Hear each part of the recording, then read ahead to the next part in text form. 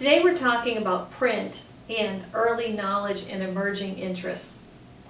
Children can be seen as emerging writers from a very early age. Exposure to writing at an early age allows a child to explore what print is all about. Writing, after all, is just symbol making. At some point, children gain insight that print is categorically different from other kinds of visual patterns in their environment, and eventually they learn that print symbolizes spoken language and can be produced by anyone. When an adult shares a book with a child, it stimulates the verbal interaction and stimulates their language development. Print awareness is simply understanding that print are symbols and they convey a message. Through being read to frequently, preschoolers may know that where one starts reading on a page, they may learn that reading involves moving from left to right. They learn that at the end of the line, the reader returns to the margin, to the left margin. They learn that pages in the book are in sequence, usually starting with page 1. They learn that there's a difference between a letter and a word and a sentence. They learn that there's spaces between the words and that there are marks, called punctuation marks, that have different names and they have different meanings. And they learn that there are uppercase and lowercase letters. Through frequent reading, children learn that reading and letters are used for various reasons. They might be used to communicate, remind, request, record, create, or label. When a child's read the same book over and over again, the child may memorize the words of the story. This isn't reading. However, the child may look at a word long enough to recognize what the word is. This is called sight reading. In the English language, about 50% of our words are what we call sight words. They do not follow phonetic rules. In order to read these words, they have to be memorized. And again, this is sight reading or sight words. The other half of the words can be decoded phonetically, and that's why we teach children phonics, letter sounds. When the children begin to write words, they write them, and we call them invented spelling or developmental spelling. They write them in the sounds that they know, and so for example, they might write dog instead of D-O-G, they might just write D-G. So through a process of learning and memorizing words, as well as learning phonics rules, children begin to learn how to spell. For a child to be able to write, it requires 7 prerequisite skills.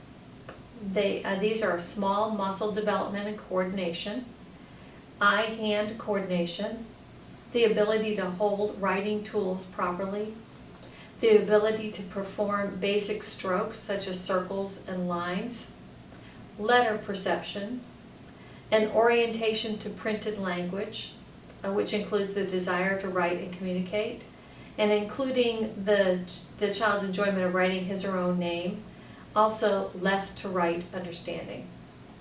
When teaching children writing and looking at their writing development, boys fall behind girls in this area. This is the largest gender gap between boys and girls, their writing skills.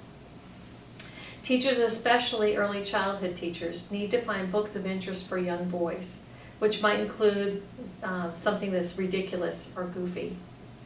Listening and watching closely for boys enjoying it and engagement during teacher-chosen read-alongs is important. Research shows that minority and low-income boys seem to struggle the most with this part of the academics. A large body of research agrees that children's knowledge of letter names prior to formal instruction, meaning going to school, is a strong predictor of both ease in learning to read and later reading achievement. Full understanding of the alphabet, however, requires children to understand four separate yet interconnected components, and those components are letter shape recognition, or letter shape knowledge and letter recognition. This is the ability to distinguish letters or recognize as visual features such as shape, orientation, directionality. It also requires discerning key features presented in various sizes, such as different fonts, different cases, and different handwriting styles. So you can imagine a child trying to figure out a letter when it's written in one style or is written in a capital versus a lowercase. It can be confusing. Letter name knowledge. This is the realization that alphabet letters and symbols, each with a given name, can appear in both uppercase and lowercase letters. Letter sound knowledge. This is the knowledge that the letters represent different sounds and sometimes multiple sounds. You can imagine the confusion when a child learns that A says A, but it also says A. Letter writing ability, and this is the ability to form written alphabet letters.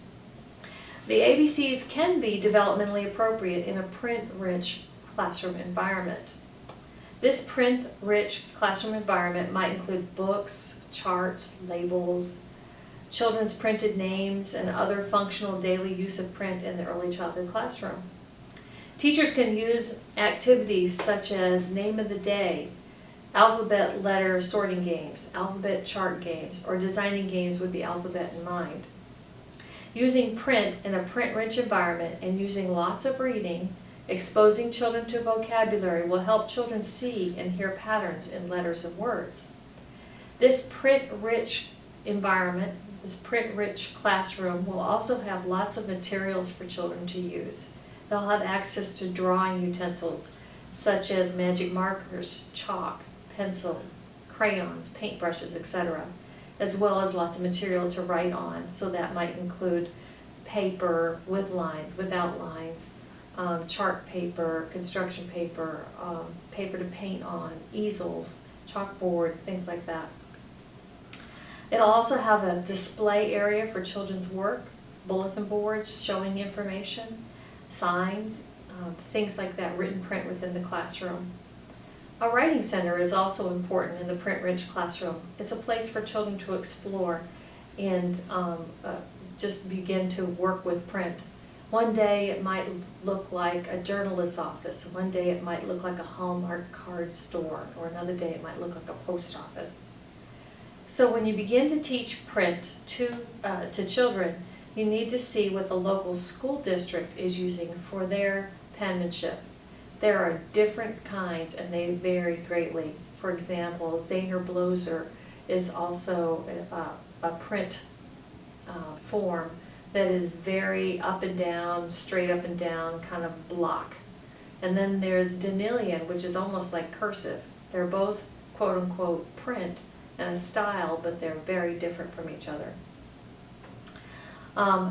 When parents teach their children to write their names, oftentimes children learn how to write their names, and for some reason the children come in learning their name all in capital letters. Sometimes I think parents think that if they're putting it all in capital letters, they're going to see it more and that they'll learn it faster.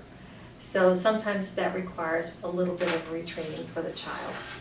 Whatever print you use, be consistent. Don't just go in and do your own style. You need to learn the style that is most effective for the children in your classroom and be consistent with that.